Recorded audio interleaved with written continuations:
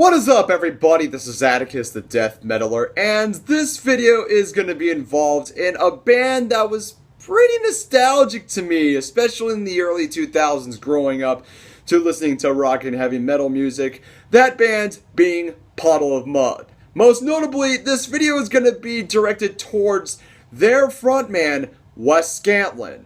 And honestly, I have been somewhat following up on Wes Scantlin, on his antics, on what's been going on in this band. But before I dive down to this topic, let me just get this question out of the way real quick. And that is, Atticus the Death Metaler, how do you feel about Puddle of Mudd? Did you actually like their music? Well, to be honest, they put out some really good, decent songs during that time, but at that time I was focused into bands like Disturbed, Korn, Slipknot, System of a Down, just listening to them in secrecy when I was growing up, because back in that time my parents were like, oh, metal music is the devil's music, but I listened to Puddle of Mudd time to time because that was like the only music that was available to me, despite with the the constant new metal bands that were being popular now and then. But how I feel about it? Oh, they're alright, but over time they've quickly become nostalgic, and I was pretty amazed at how far they have come up until this point. Now, Wes Scantlin has done some pretty crazy shit involving in this recent incident in the UK, where basically it looked like that his bandmates basically just said, you know what, we're fucking tired of your shit, Wes, and then just dropped out while he was just sitting on a stool, microphone, while a couple Brits would go, oh, fuck you, Wes, you fucking low life, yeah, you're fuck you, Wes. And I mean, just watching it, it was sad. It was absolutely sad knowing that this band that actually was one of those radio hit bands that brought out some, grungy rock music that was semi-okay, pretty decent, they quickly became down fucking hill real fast. And a lot of it centered around Wes. Now, how big is Wes Scantlin's wrap-up sheet? Well, I gotta thank Cover Killer Nation for actually showing me this on his Wikipedia page, and it's quite the wrap-up sheet, and I'm going to get this as fast as I can. So let's get to it now, shall we? Late in 2007, Scantlin got himself into trouble when he was banned from Graceland for swimming on an off-limits pool while touring the facilities. In 2012, Scantlin found himself in trouble again while he failed to pay nearly $45,000 in federal tax in 2009, on top of a $17,000 tab for state taxes. On September 4th, 2012, Scantlin was arrested for traveling on a cross-country flight from Boston to Los Angeles because he was intoxicated. The airplane had to make an emergency landing in Austin, Texas. He was charged with public intoxication. In May 2013, Scantlin was arrested on domestic violence charges after he apparently dragged his ex-wife and then pulled her by the arm or the shirt. On April 16, 2014, Scantlin had an onstage meltdown during a show at Tree Dallas, in which he threw a microphone and beer onto an audience, as well as appearing to threaten and attempt to physically attack members of the audience. He also received criticism as he appeared to be lip-syncing during the performance. On January 16, 2015, Scantlin was arrested at Denver International Airport for riding on the baggage carousel and ending up in the restricted area. During a live performance on April 2nd, 2015, Scantlin had another meltdown, smashing his guitar, headphones, and part of the drummer's kit. On April 15, 2015, Scantlin was arrested and charged for disorderly conduct at the Mitchell International Airport in Milwaukee, Wisconsin. On June 20th, 2015, Scantlin and his band were booed off stage in Versailles, Ohio, while performing at BMI Indoor Speedway, a small indoor go-kart track in rural Western Ohio. Audience members noted he was extremely intoxicated, sat down often, and was lip-syncing. The official Puddle of Mudd Facebook page was deleted soon after. On July 26, 2015, Scantlin was arrested in the early morning hours after leading Renville County, Minnesota Sheriff's deputy on a high-speed chase on excess of 100 miles per hour. Scantlin is currently facing a felony charge of fleeing a police officer in a motor vehicle and 2 gross misdemeanors of driving under the influence of alcohol. On August 5th, 2015, less than 1 month removed from his last arrest, Scantlin was arrested in Sturgis, South Dakota for driving under the influence. On December 26, 2015, he was arrested for drugs. On January 10th, 2016, he tried to go home to the house he was in foreclosure last year and got arrested for destroying property on the residence. On January 30th, 2016, during a Puddle of Mudd show in Marietta, Ohio, Scantlin interrupted a song to accuse an audience member of stealing his house before leaving the stage.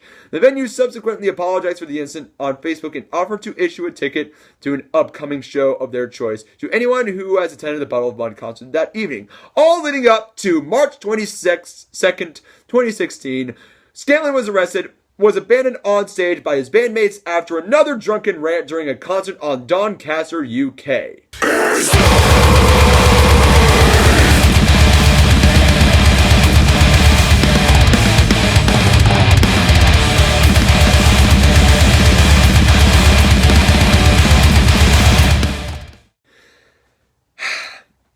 I am just amazed in how his fellow bandmates just had to deal with Wes and his antics.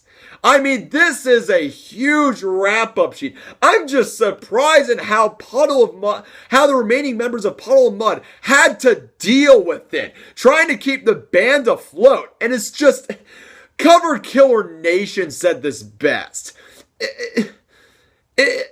It seems that Puddle of Mudd really needed to put the final nail on the fucking coffin. I mean, Wes literally just was the death of Puddle of Mudd.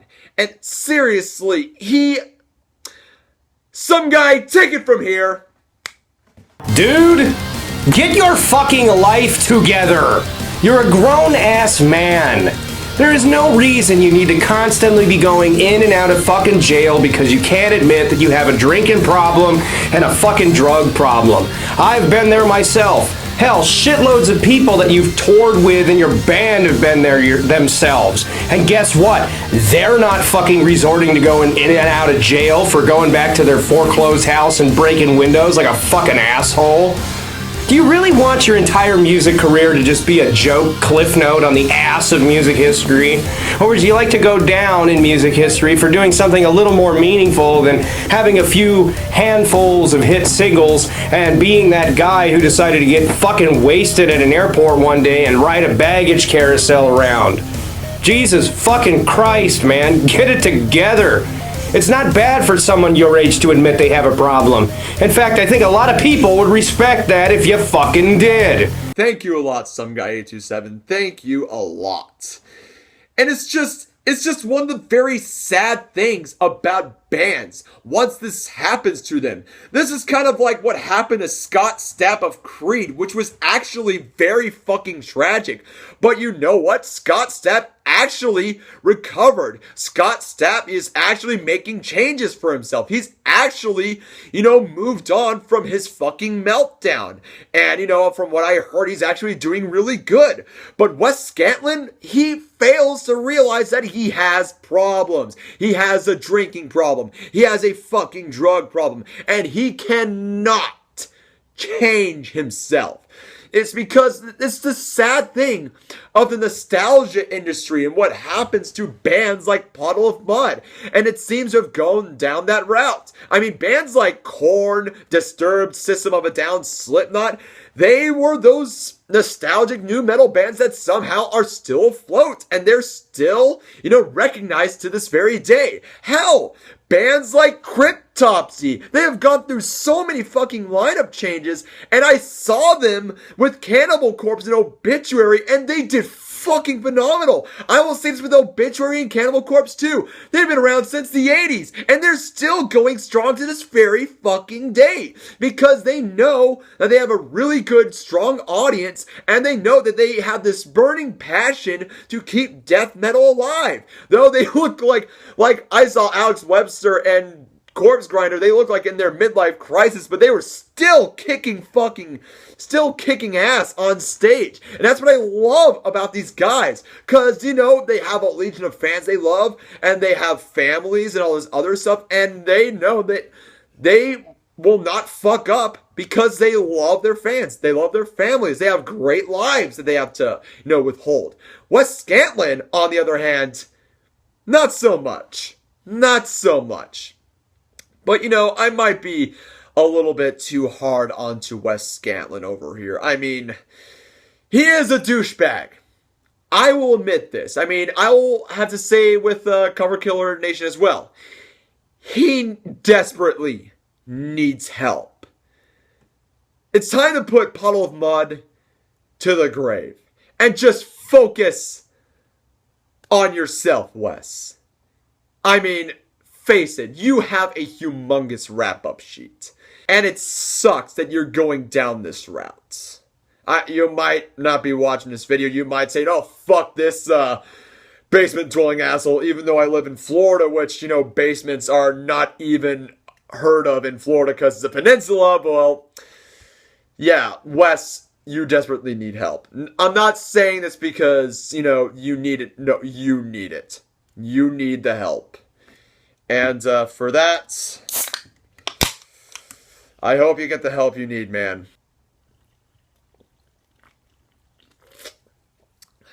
Without further ado, I'm Atticus, the Death Metaler. Hope you like this video. Subscribe to my channel. Links are in the description below. Keep it metal. Have a wonderful day.